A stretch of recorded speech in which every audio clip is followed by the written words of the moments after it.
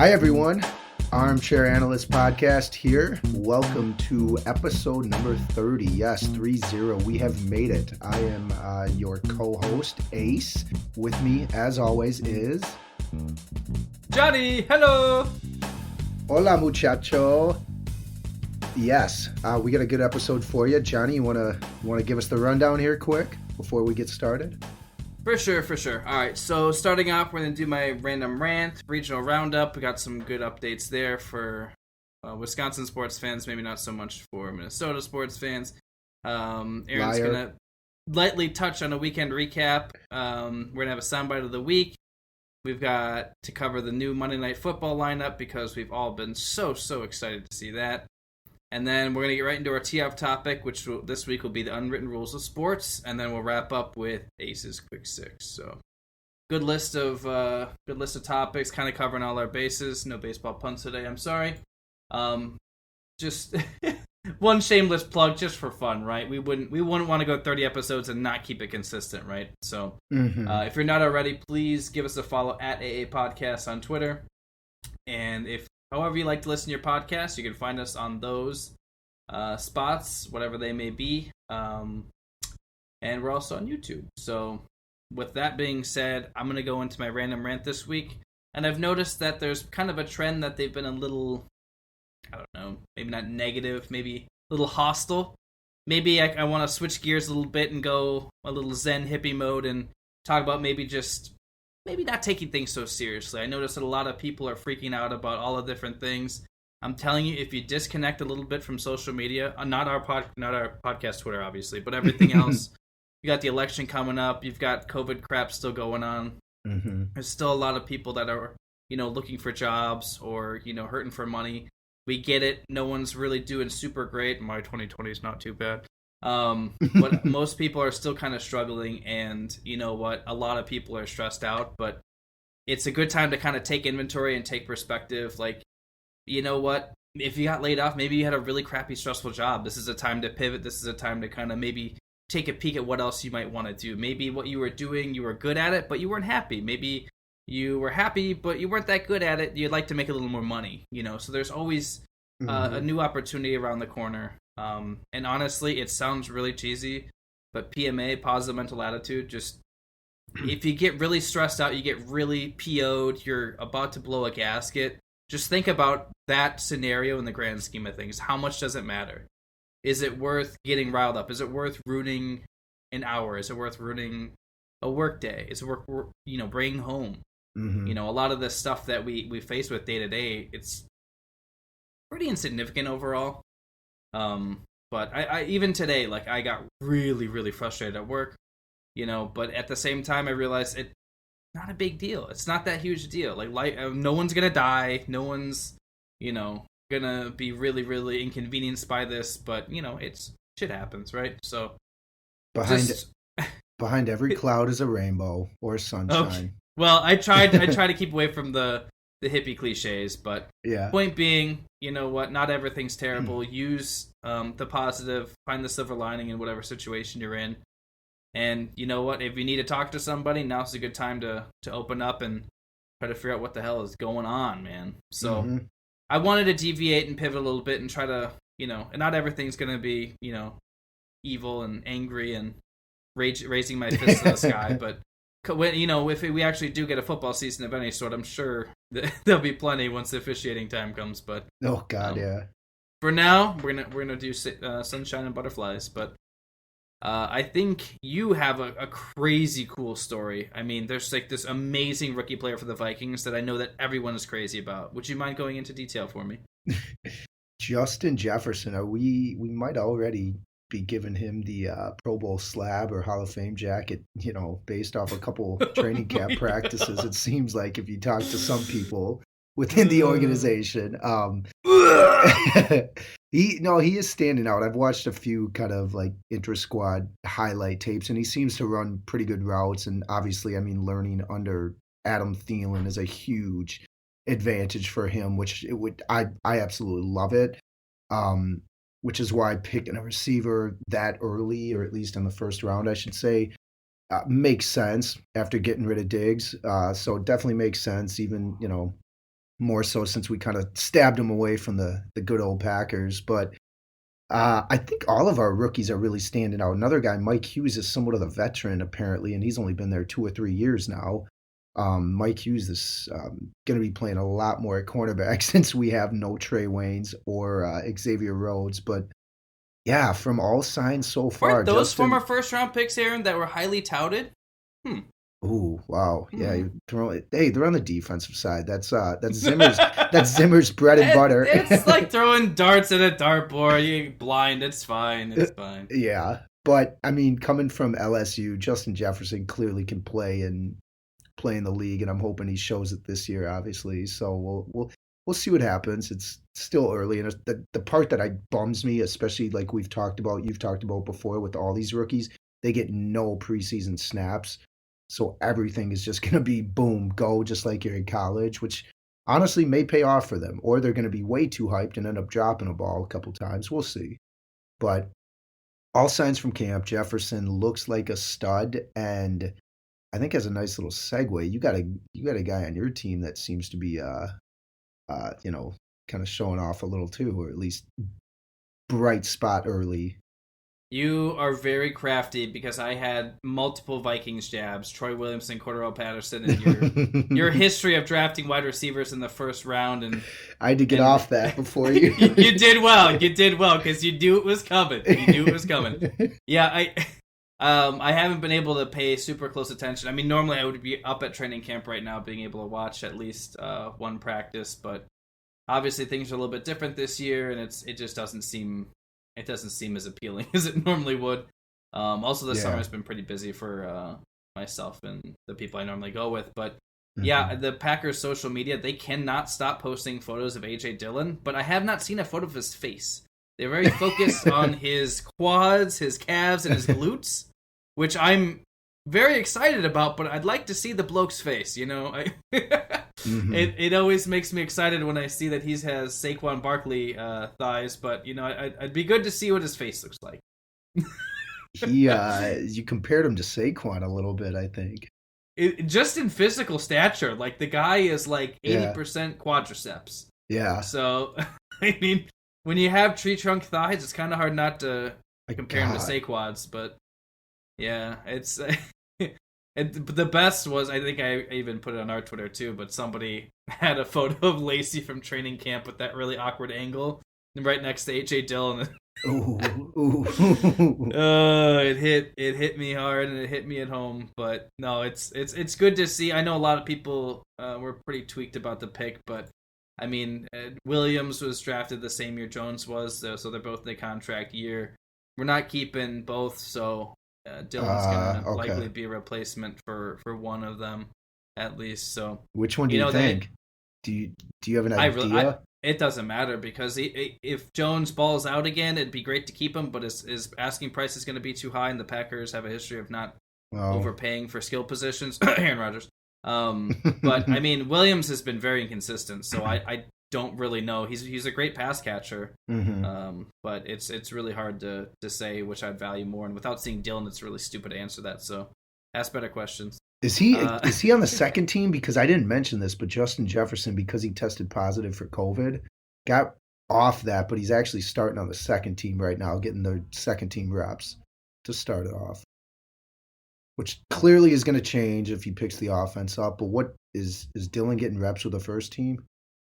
No way. Okay. I mean, if he is, it's very limited. I haven't seen anything specifically snap-wise, but there's no way he's starting ahead of, or he'd be ahead of Williams at this point, especially since we talked about he's not going to get any actual in-game reps. So it's hard to give a guy blocking responsibilities and, you know, the ball on the first couple downs if he's never even actually played an NFL game. So, little more regional action here for Wisconsin. The Brewers just finished a series with the Cubbies, took 3 in a row, went 3 of 4 against them. So, you know, not a great start, but it looks like they're starting to get some wind here at a good time. Actually have another series coming up against the Twinkies. So starting tonight? Yeah. Well, there's no reason to watch TV because of my next point. The Bucks actually dropping Game 1 to the Magic, who, aside from the Heat, are probably the two scariest matchups just because when they get hot, we literally have no answer for them. So, when that's always been the Bucks' kryptonite, right? When a team gets hot behind the arc, and there's nothing you can really do about it, because that's just the Bucks. That's their defensive scheme. That's the way it's been for years, regardless of personnel on the floor. That's been the mindset, and today they shot well. So I mean, not even completely behind the arc. It's just they're just shooting well, and there's not a whole lot you can do with it at that point. If they're going down, they're going down. So. Yeah, and I think they play with more traditional big men than most teams, the Bucks. So teams can hit it from outside and stretch the court like, the Rockets and the Mavs basically do every game. It's going to be tough to beat them when they're hitting shots. But yeah, they Blazers got Giannis too now. I mean, they got hot too. Oh, heck yeah. Luckily, we don't have to face them unless it comes finals. But yeah, I can see those matchups being very scary. So yeah. Yeah, speaking of NBA, how are the T-Wolves doing? You just had to go. Well, hey, we are in search. So apparently 6 to 7 people, ownership groups have put in bids to the Timberwolves. Asking price is going to be about $1.2 billion. So I mean, the offseason is going pretty well. I think Glenn Taylor might screw over KG again, because it seems like the front runner is an investment group led by a former NBA player, Aaron Aflalo, who I think was on the Timberwolves roster for maybe a year or two, if that. Which clearly KG immediately, when when Glenn Taylor came out saying he's up for selling the team, KG was the loudest mouth in the room, basically screaming on Twitter, "Hey, I'm about that. I want to come back to Minnesota, da da da da da." So, but of course, any group has a chance to own them, and if Glenn Taylor screws him out of this again, it would just be another kind of slap, like F you to him. So who knows? But yeah, I guess the offseason for the Timberwolves is going all right. But I mean, if you look at our roster, it doesn't bring any sort of happiness to the next handful of years. And honestly, we're going to be thinking soon, Giannis, who leaves first, Giannis or Karl Anthony? Because at this point, it's going to be Karl Anthony without a doubt. They put nobody around the dude. How? Giannis's contract is up literally after this postseason. Is it really? I should probably know those facts before I start spitting off. All right, you lose talking privileges for the NBA for a little bit now. That's good. All right. I know that you have a little golf you want to go over in the weekend recap, and then maybe there might be a soundbite possibly involved. Yeah. So golf again was played. Wyndham Championships. Not no major, just points toward the end of the year kind of thing. So a lot of the big name guys, Koepka, for instance, which the soundbite is related or based off of, didn't have his best outing, that's for sure. And some of the other big players did all right, I guess, down the stretch. But they're kind of gearing up for next week, which is the start of their FedEx playoff championship points. So what happens is in this format is basically the last 5 tournaments of the year count towards those FedEx Cup points to determine the overall, cup winner, champ winner, or however you want to phrase it. And right now, Justin Thomas is leading in that field. So he will probably be a heavy betting favorite this weekend, or some other guys, I guess, that are closer in the pack, Webb Simpson being one. But next week is kind of starting everything up. There are also UFC, couple big fights in the co-main event over the weekend. Daniel Cormier lost to Stipe Miocic, and Sugar Sean O'Malley likely broke his foot trying to jump at a guy and jump at Marlon Vera, and landed awkwardly. Continued to fight, but then got knocked out in the first round by Vera. That guy, Sugar Sean, they call him Sugar Sean O'Malley, has rainbow hair, and he's been undefeated since he's come into UFC. Came from the Contender Series that Dana White had, and more or less came in hot, kind of cocky dude, and just after he basically busted up his right leg. He was done for, unfortunately. Um, God, what other than that though? I mean, the Twins, like you mentioned, the Brewers. The Twins took 3 out of 4 from the Royals, so we're still pulling strong. But really, outside of that, not much was going on except for playoff hockey. Yeah, which, yeah. In soccer. You know what? I if there was nothing else going on, I would be excited about playoff hockey, but I'm sorry, I can't. I can't do it. But let's set up this soundbite, though. Set the stage for us, Ace. Set the stage for us. So this all happens on one hole, but Brooks Koepka hits a terrible tee shot. Not the best second shot. He's on the green putting about 5-6 feet away. And yeah, we'll let the announcers take it away from there.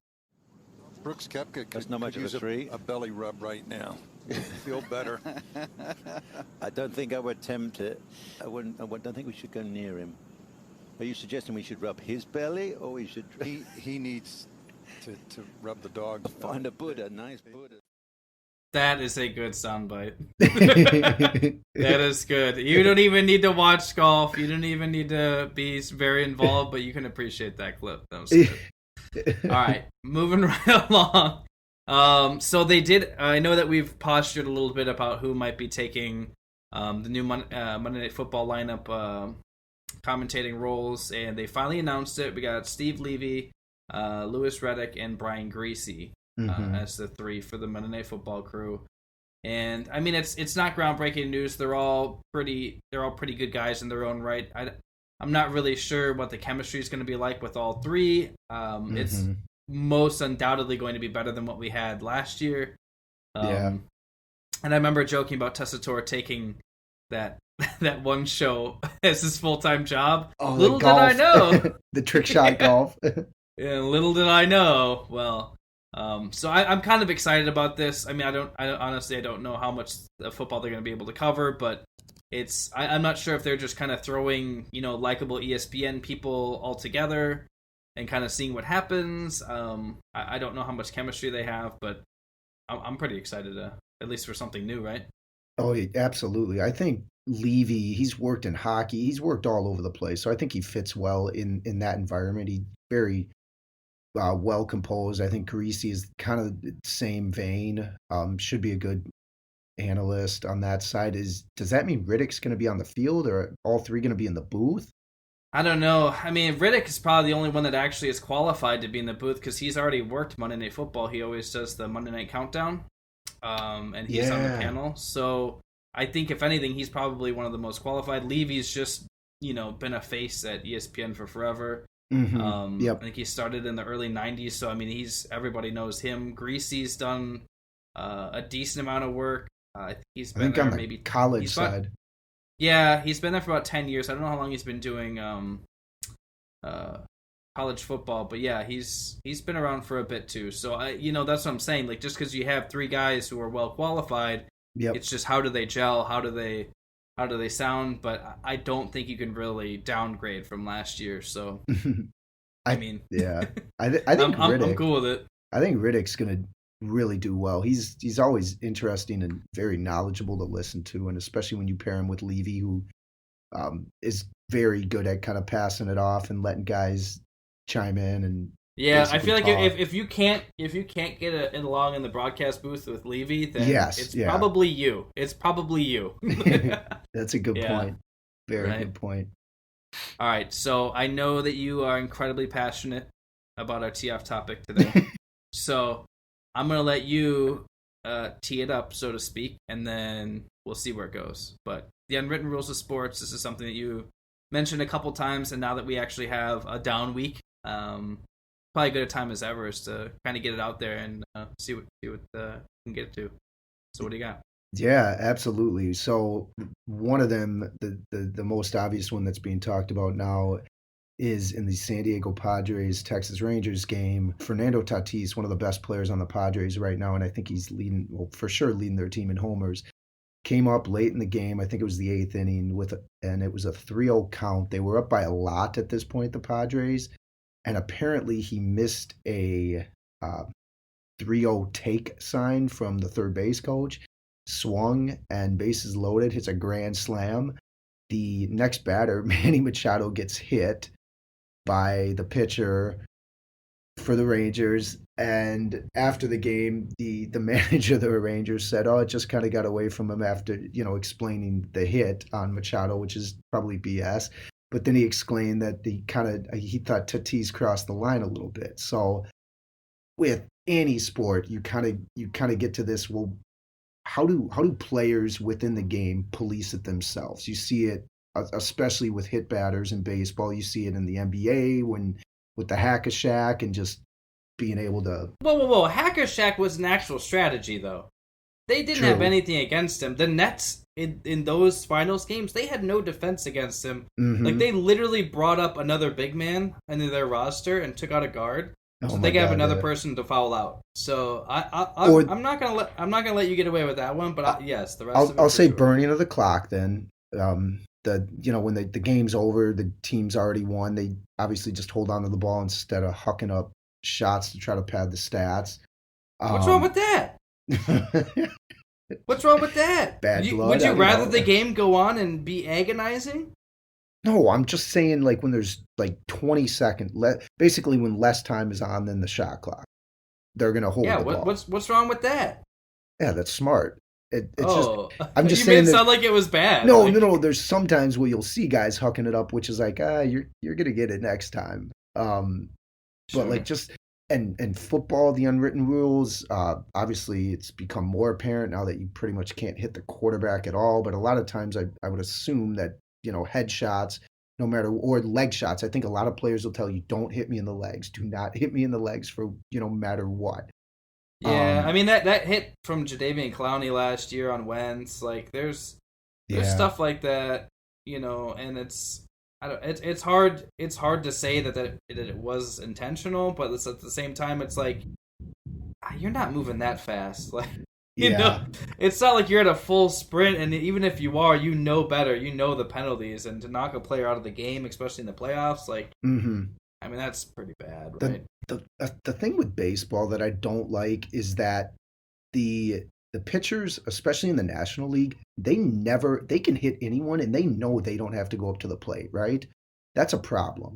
When you know that you can basically take out any batter without the batter knowing it's coming, and then you don't have to face the repercussion. Your teammate has to face the repercussion of that crap. That's the one thing I don't really like.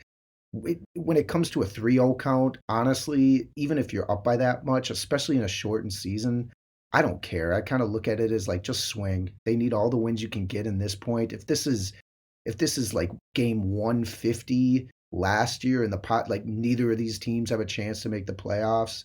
Yeah, sure, maybe. Obviously, the unwritten rule, if you're swinging at a 3-0 pitch, yeah, then you're clearly trying to pad stats. But in this scenario, you shorten season, you kind of got to win everything. I mean, don't can. you have to pad stats? You have a lot less opportunities to get said stats, right? So Sure. Maybe that's my sly way of just saying, yeah, it's a shortened season, but just pad the stats. just take it. Like I know that they got to create drama because you got to have ESPN has to get their clicks in, and everyone's got to watch all of these. Oh my gosh, can you believe they did this? But it's like, dude, like you didn't have baseball for how many months after you're supposed to? Like, who cares? Like, just play. Like, why does it matter? Like, it's been going on for over a month now. Like, just play the game. You only get what? It's such an abbreviated season that you're still gonna make a stink. Yeah, you'd think at this point they wouldn't be complaining about that crap as much. And but it's not just it's the fans though too. That's the crazy part. Like, they complain and whine because they don't have baseball. Oh, look at the players. Oh, get your crap together. Blah, blah, blah. Like, well, and then they're going to call now out. you're going to pout. Now you're going to pout. Like, what do you want? Mm-hmm. This is what I was saying. Like, not everyone should be able to express their opinion at all times. Like, we can say that because we're giving our opinion and people are choosing to listen to us. That's true. Just saying. They still Thank you again for choosing us. We do appreciate it. Yeah, I was going to say they still have a choice, but yes, we appreciate it. Yeah. I like it when players police the game. I just don't like it when, like you said, the fans get involved or there's kind of the shadiness of how they're doing it, i.e. the Astros in some respects. Okay, so is this like a sportsmanship issue? Is this just like a general culture of the sport issue? Like where is this stemming? I think it's kind of both in a way because there's like things within the course of the game that kind of dictate how the game should be played, and then there's things like technology readily available and like just pre-game in general when it comes to sportsmanship and how much access you have to video and player info for the opposing team, how much info you have on that, whether it comes down to spying on the teams like the Patriots apparently like to do at camps where they set up video feeds or games or games, anytime.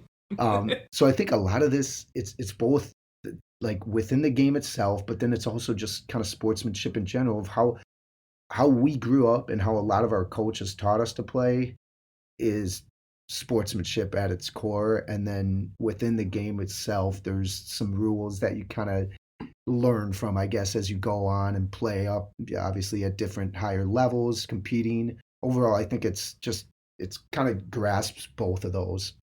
Okay, so I understand and I agree with you 100%, but I feel like once you get to, I'd say probably if you are in the select few collegiate athletes group who has a chance of going pro, I think everything kind of changes because once you either you've been getting scouted or you've become a prospect or whatever, I feel like everything changes and everything becomes a lot more selfish. Like you kind of have to be selfish. Like, players have been sitting out seasons, they've been sitting out bowl games in college.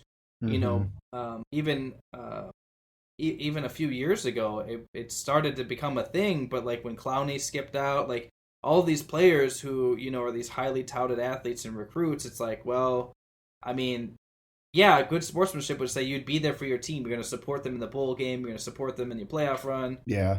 But, with all the money and these massive contracts and the financial security that's involved. Yeah. And it is literally a once-in-a-lifetime opportunity. If you do not, capitalize, you're probably going to be forgotten pretty quickly, right? So it's like even if you are a good sport or you are, you have that whole team mentality thing going, like if you have a chance to, really make a run at the pros, I think that's when it kind of changes gears. And MLB is no different, and a lot of these players have incentivized contracts. NFL, it's all about incentives. It's all about if I get 5.5 sacks, well then I get this much. If I get an extra 100 yards or I get an extra touchdown, it's like, well, I mean, if it's week 17 and you need to get 10 touchdowns and you have 9, you're probably going to ask for the ball. Like it's things like that. And I mean, what if you're already up by 40?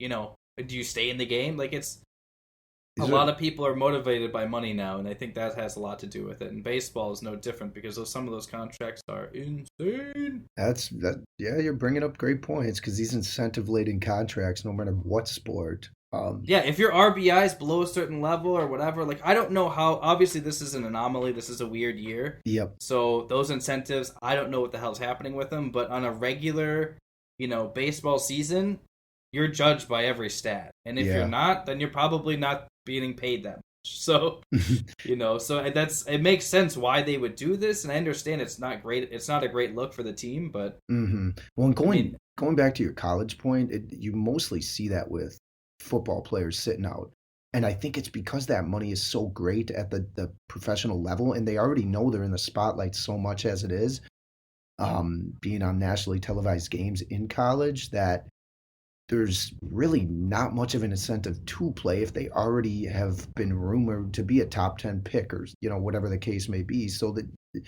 is that poor sportsmanship by letting your team down? I don't know. Is it, you obviously have the best interest of yourself in mind? Like, where do you kind of draw the line? Man, I know that football is definitely the target here, but remember when Zion got hurt at Duke? Yeah. When he busted up his knee? He was about to quit. Like, there's a lot of people and a lot of rumors saying that he's just going to be done because he's already going to be a top pick, and to why risk it? So, I mean, I get that NFL's a target, but it's definitely transcends sports. And everyone and their mother can technically get drafted by the MLB. But, I mean, you remember Kyler and Russell Wilson. It's like, they definitely played they played both hands just in case. Like, if something happened and didn't work out, you always had that backup plan. Like Kyler Murray literally did that. Like, Yeah. So it can definitely go between sports, I think, too. And maybe this is something just because the other sports, especially in college, don't get as much publicity. Maybe the likes of like hockey, soccer, baseball, maybe some of these other sports, track and field. Maybe there are people sitting out that we don't know about. You don't know, just Oh, I because know. it's not as popular, I guess, in the mainstream. I'm So, not throwing the javelin this week. yeah. I already Done. showed up. I already got. I'm already in the Olympics 2024. I don't. Why do I need this? You never know. And I'm telling you now that even like the Olympic athletes are getting a lot more publicity in years because of technology that you were talking about. Mhm. Players are becoming more than just a player for a team. They're becoming a brand. They're becoming, Yep. business owners. Like there's a whole lot more going on to it. So I think now as more money's involved, I think it's going to keep happening because Mhm. the franchises want the players to be held to a certain standard, and the players are just going to keep getting more and more money. I mean, if there's been any sign of that not being the case, feel free to let me know. But I'm pretty sure every single year we see, the greatest contract in MLB history. Oh, the highest paid quarterback. Like you see it every year because the money keeps going up, and that's not going to stop. So Yeah. I'm hoping that we can find a balance between the sportsmanship, between the personal success of the players, but also the people clearly they still enjoy and they love the game and they can keep the fans, um, not raging and shaking their fists and pounding on their button mashing their keyboards how angry they are on social media. But it's a delicate balance. So Mhm. Agreed. I'm glad we got to dive into that. It's a good topic. But we would be remiss if we skipped the greatest part of the podcast. I know this is what you live, breathe, and go to the bathroom for. It's Ace's Quick Six. God, how do I follow that up? Hey, I know how. Get your input in this week's Quick Six. We're gonna play a game called What Happens First, COVID Edition. So I basically ran off 6 different scenarios, and I want your feedback on all of them. They're relevant, obviously, to what's going on. So let's kick it off. First one. Ohio State's quarterback Justin Fields transfers or a Big Ten football team switches conferences. Fields transfers. Yeah, I kind of thought that too. Got to. I still, When mommy and daddy got on board, I mean, yeah. it wouldn't be the first time a quarterback has done that. I mean, Jalen Hurts obviously had to get out of Dodge to at least make some sort of name for himself. So that wouldn't surprise me. Like I said, you want to seize your opportunity. Like it's not just skipping team like this. It's literally you have to look out for you. Oh, that's a great point. I wonder what happens to Hurts' draft status if he doesn't get to play at Oklahoma because of the freaking whatever. That's Right. another topic for another day. All right, I promise I'm not taking a shot at you, but the second one, Bucks or Lakers, which one bows out first of the playoffs? I think Lakers just because the Bucks have more depth. Yeah, they look like crap today, but I mean, there's no such thing as home court. Yep. But I feel like the Magic aren't going to shoot that well, and I get that everyone's like, oh, and LeBron's off the court. When AD is the only person on that team that is consistent, like LeBron will always do his thing, but like Yeah. he's the only person that can. AD's the only person that can really change how a team plays. Like Yeah. LeBron's gonna get his. Don't get me wrong, that's a good sign of a great player, but AD's the person that they're game planning around because he's the one that when he's out, it's like okay, well now we can do all this. So I think that having 2 superstars over a well-stocked team and a full roster is going to be their kryptonite. So Lakers out first. I like it. All right, number 3. This may seem unlikely, but a college football team or an NFL team forfeits a game due to multiple basically a COVID outbreak, kind of what the Marlins and the Cardinals have experienced. I think it's got to be college just because the roster is almost twice the size, the personnel is much larger, the kids are younger, less responsible. Mm-hmm. I mean, you remember how we were at 19 and 20? We weren't very bright. We didn't understand our priorities. So yeah, the NFL. I mean, I feel like they're going to have their players on a tighter leash. I mean, they already kicked that dude out from the Seahawks for bringing a girl into the team facility, or the team hotel. Oh, that's right. Yeah. NFL, they realize what's at stake. They're seeing all the mistakes other people are making. Mm-hmm. I don't see the NCAA being able to have that kind of rein in on its players. By the way, we need a soundbite for every time we bring up college and like how you're supposed to act. I know what you would like back.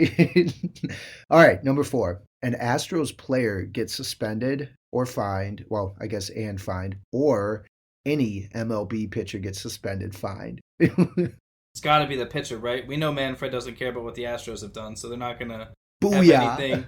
I just said that for you. I also believe it, but I said that answer specifically the way I did for you. So we already know that no one in a high position to make any calls is mad at the Astros for what they did. So they're gonna get coddled and babied, even though they're gonna be struggling down the stretch. I feel. Yeah. And there's gonna be a pitcher casualty for sure. I should check back actually on that petition for Manfred to see how many basically signed off a petition for him to get fired. All right, number 5. Any MLB team gets to 30 wins, or Cardinals, the St. Louis Cardinals, get to 10 wins. Man, I mean, who's got the most wins right now? I guess I don't know. Twins have 15. I don't think they're leading all of baseball yet. No, Yanks are. Yeah, 16. Yankees got 16. Yankees and the A got 16. Oh, and the Cardinals. Yeah, the Cardinals have 5. Okay. Yeah, the Cardinals might not be able to play again. So. Oh man, that's a good one. I'm gonna say a team gets to 30. I think the Cards they dug themselves into a hole that they're not gonna be able to get out of. I like that. That would be impressive to run off. All right, the last one. The Vikings or the Packers allow fans into their respective stadiums. What happens? This was something that I was going to mention too, because I think they've already said the first 2 home games there won't be any fans, but the Packers do have a much bigger stadium. They fit 81,000 into their stadium over US Bank, only 66.5. So they have more space to spread out, and they've already committed to lower numbers. They're looking right around between like 10 and 12,000 allowed. And you know what? If they decide that no fans will be allowed, I will be one of the few that will break into the stadium. I will scale the facade and I will get into the stadium. So technically, if I have to, I will get number 6 right on my own. Yes. Yeah, I was going to say. I will scale the facade and I will be in Lambeau Field. A selfie at an empty stadium. Done. I'll put it on Facebook Live. Let's go. Let's go. That's what I got. All right, that was fun. I like that. All right, so that was our episode. Numero 30 for us. Appreciate everyone that's listening. If you're not already, follow us on Twitter at AA Podcast and give us a like, subscribe, comment, rate, share with your buddy, your dog, your boss. I don't care. We're on Apple Podcasts, Spotify, Google, everything else, any platform you want. Also on YouTube. It's been a hell of a run so far, and we're not stopping. I'm Johnny, that's Ace, and we are out.